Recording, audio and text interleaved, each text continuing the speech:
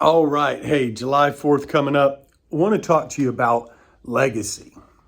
That topic is bantered around a lot. You see a lot of Facebook and internet marketing and advertising about, hey, create financial legacy, create real wealth. That is part of today's quick topic type focus, right? So let's talk about legacy, right? I just came back last week, Father's Day weekend before. We were out in Tahoe with the family for a week, and it was just an incredible time. Most people identify in at least what everybody's selling or pushing and advertising on the internet is legacy wealth. Create legacy wealth. If you invest with me, you'll create legacy wealth. And look, I've made tens of millions of dollars. We've generated tens of millions of dollars for our investors. And so, there is nothing wrong. My favorite book says it's God that gives us the power to create wealth. So, there is absolutely nothing wrong with building financial wealth and building money where, again, same great quote says, you shall leave an inheritance for your children's children. That means your grandkids, that you'd have enough wealth that you're bringing together to benefit and bless them as well. And if you don't have that, I would suggest now start building that. And our firm is happy to help you do that through real estate. I would even also say if you don't have quality estate planning attorneys and people that can help you plan with taxes and things of that nature, we're happy to recommend quality and good attorneys to you in that arena as well.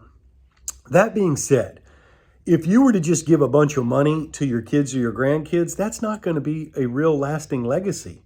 It's kind of seen in most generations. By the third generation, there's a saying, shirt sleeves to shirt sleeves to shirt sleeves in 3 generations, meaning like myself, I've rolled up my shirt and done the work and we create wealth.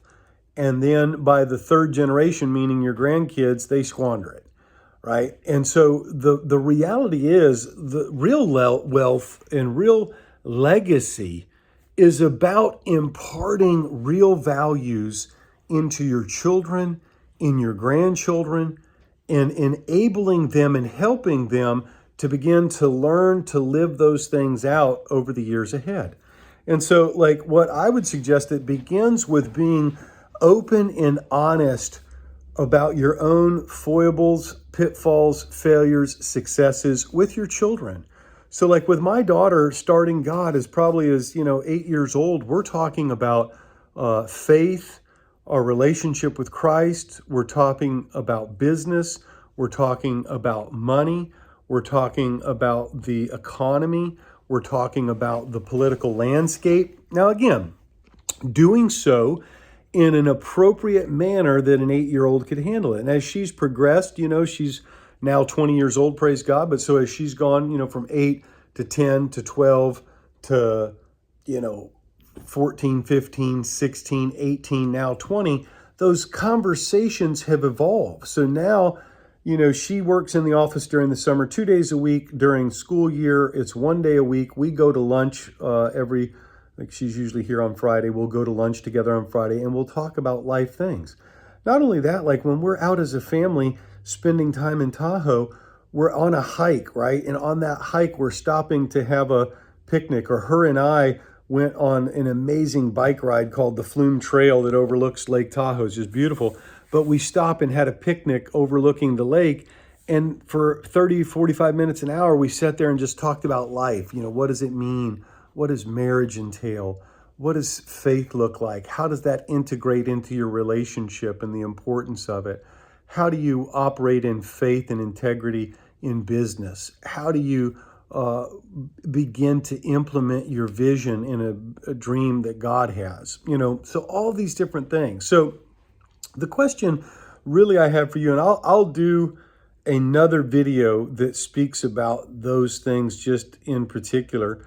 A couple people have asked me about that in relationship to my daughter, and she's just turned out to be an incredible person, and that's probably more God in her. But like her mother and I have had some role in that, and she's excited and involved in the business and wants to ultimately one day replace me as the CEO, and that's an incredible blessing for sure. But so I think, the question is, are you spending intentional time investing in your children and then now your grandchildren? Now, look, if you haven't invested much in your children, and I'm just trying to be honest with you, like you were too busy doing this and building a business and career and da da da da, you've got to start there. And I would at least say, there's some type of bridge that, acknowledging you could have done better, right? And I've even said that to my own daughter. It's like, hey, I'm sorry for where I've fallen short on a couple things. But so you go to them and begin to invest in them. And you begin to, don't just speak to them, but talk with them. Like, look, I try to be honest and share with you and in the different social media posts where I have shortfalls, where I have fears, where I have doubts, where I have challenges. I share that with my daughter. I share it with my wife. And so that they see that you're a real human, a real person, that you're not perfect, that you've got your pitfalls and you're leaning on God to help you through and navigate those circumstances. And then now you're like last night's, presidential debate, you're talking about that. My daughter and I spoke somewhat about it this morning. We'll talk more about it over this weekend because we didn't have enough time this morning, and I'll ask her thoughts and try to dig into that. You begin to talk with them in a truthful way about money. What does it mean? How to manage it? My focus at this point is more about the mission, but I also told my daughter, look, in the beginning of most everybody's journey, it's about accumulating or getting money that you need to live on. And that's an okay motivation, right? Now, you probably get better results by focusing on helping other people. And then the money comes, you're creating value for them, and in turn, you receive that money. But so look, begin that process now with your children, regardless of age. They may be 20, they may be 40, they could be 8.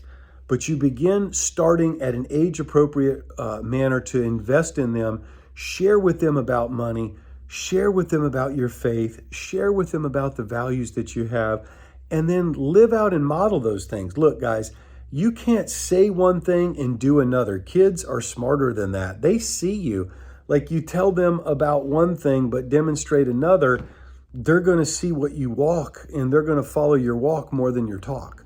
So again, legacy is about, the financial legacy is an incredibly great thing, and I encourage everybody to do it. Happy to be a resource to help you. But I would say even more importantly is the legacy that you instill in the values that you inculcate or imbue into your children, and then begin cultivating those values into your grandchildren. Like, so already right now, my daughter and I not only talk about her, but we talk about those values for her and then how those values become translated to her children. She's only 20. She's not even, married or kids or none of that. But now is the time to begin planting the seeds, right? The seeds that are planted now can then be watered along the way.